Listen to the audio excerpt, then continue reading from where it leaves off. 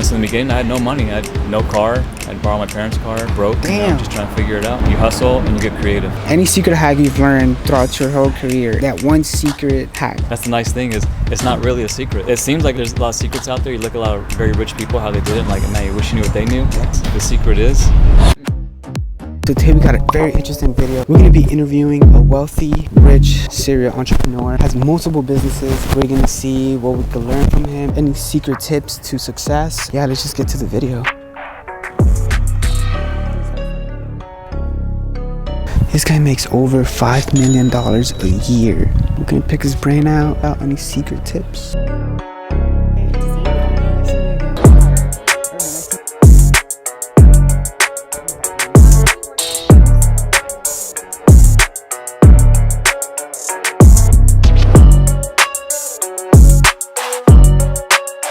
I work hard because I like cars. I could tell. Yeah, it's kind of a disease. You know, I like to buy cars and I like to go fast. This is a what? A Porsche 911?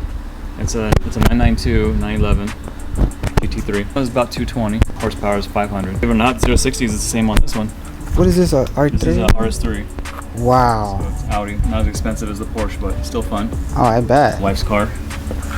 She likes her horsepower too. Yeah, this is what, AMG, right? Yeah, that's also 500 horsepower. So you have your own construction company? Yeah, a construction company, so we do all remodeling, we do like mitigation stuff, like homes burn down, we rebuild them. We own restaurants too, like Worst House. I think the big thing is you should be reading a lot. What kind of books would you recommend? Self-improvement, business books, marketing books, you know, just stuff that's going to teach you about money. How much would you say you spent on marketing? I don't market a lot right now just because we're so busy with a lot of referrals. Oh. We work with a lot of designers, you know, and we do a lot of commercial work. In the beginning, when you're fresh, you have to market, and you got to put a lot of money into marketing. I'll spend about $5,000 a month marketing. To me, I say max it out. Whatever the most you can put in, I want a good, strong rate of return. I've spent as much as I possibly can comfortably in marketing because I want to make as much back as possible. I'm hoping to put $100 in and make $1,000 back. And so if you understand the concept of spending money to make money, you know, hopefully your marketing works for you. Sometimes you put $100 in and you get $10,000 back. You know, you never know. Yeah. You know, don't be afraid to spend money to make money. Don't be afraid. That's the risk you take, you know, until you learn what works. Can you tell us a little bit about your background, like how you started the construction? I've always had a lot of drive. I think that's the main thing. I had a good positive attitude. I came from lower incomes, not where I wanted to be. I knew there's a lot more to this than that. Stumbled upon this by doing a friend of mine floors, handyman stuff. Took off from there. Did that one job, then started doing jobs for friends, family. Started spending a little bit of money on advertising. This is before I was even licensed, just to kind of see how it worked, see if there's potential to make money, you know? How many projects per year, you would say? That's a good question. On average, probably doing 50 to 60 projects a year. Wow. You know, some of them are small. Some could be a quick bathroom. Some are a full house remodel. You get all the bathrooms, all the floors, new stairs, new kitchen, you know, new everything. Let's talk about profit margins that you operate under and what are the industry standards right now? I've heard 25, 35% industry standard for profits. I'm always shooting for 40 to 50% in profits. You know, and again, it's just being efficient. It's being smart in the business, making sure you know where all the money's going, keeping good, tight control of your labor, materials. I'm trying to not ever get less than 40% in profits on my projects.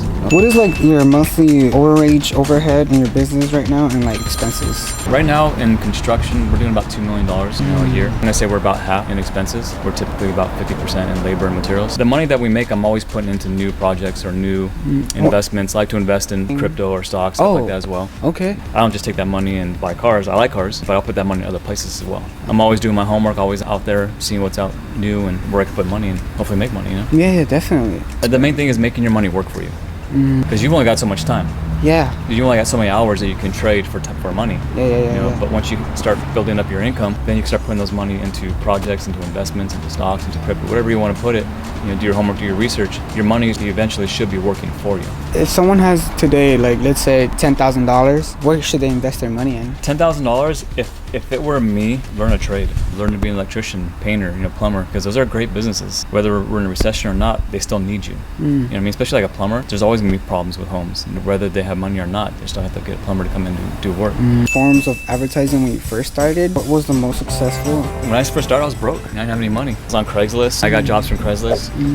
Back then, they had a penny saver. You know, penny saver was like a little magazine you got in your mail once a month. I put a little tiny ad, you know, this big, you know, with a price for, you know, laminate flooring. In the beginning, it was just trying out new things and seeing what worked and what was free, like Craigslist. Got a decent amount of work, at least back then, was good. You know what I mean? You know, so in the beginning, I had no money, no car. I'd borrow my parents' car, broke. Damn. You know, just trying to figure it out. You hustle and you get creative and keep a positive attitude. And every day, no matter how bad it gets, you get up and you keep doing it over and over again.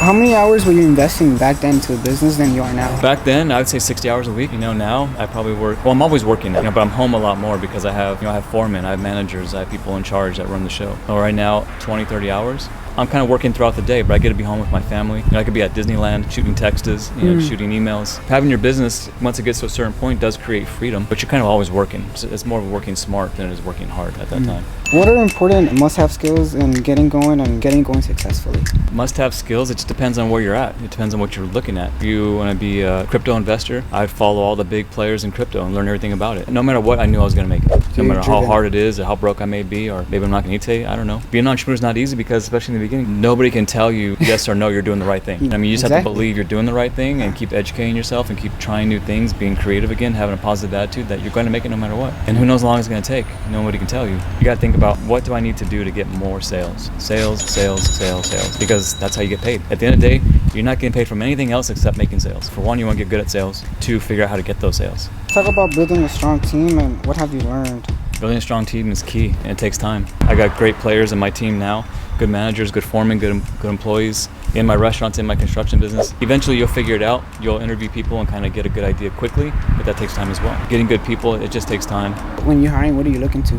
Positive attitude, good skill set. Someone who wants to succeed, somebody wants to make money, somebody who's not lazy. They don't mind working hard to make good money. Good work ethic. Yeah, absolutely. What is the best thing about being your own boss, and what are the downsides as well of being your own boss? Downsides to being your own boss is it's all on you. There's no plan, there's no playbook. No one's going to tell you, hey, go do that and you get paid this much. The positives are you're your own boss, you have freedom. For me, about being an entrepreneur was freedom. And to me that was most important because time is the only thing we never get back, and it goes really fast. You're young, I'm 47. It seemed like I blinked and here I am at 47. I appreciate time more than ever. Tip tricks that our audience could hear from you that they could implement today, resulting in better results. What can you share with that? Read your ass off. Like just read. You know what I mean? Some books will be great. I can give you a list of a million, but sometimes what books work good for me won't work good for you. You know what I mean? There's things in there that you'll grab from it and be like, that's a good idea. I could do that. Yeah. I'm gonna try that. And you could implement what some of these guys who make a ton of money do. There's a lot of people out there, like including myself sometimes, I don't like to read. I was like a DC average through high school. Barely got through because I hated reading. Like I like to move a lot. I like to be out doing things. I don't want to be sitting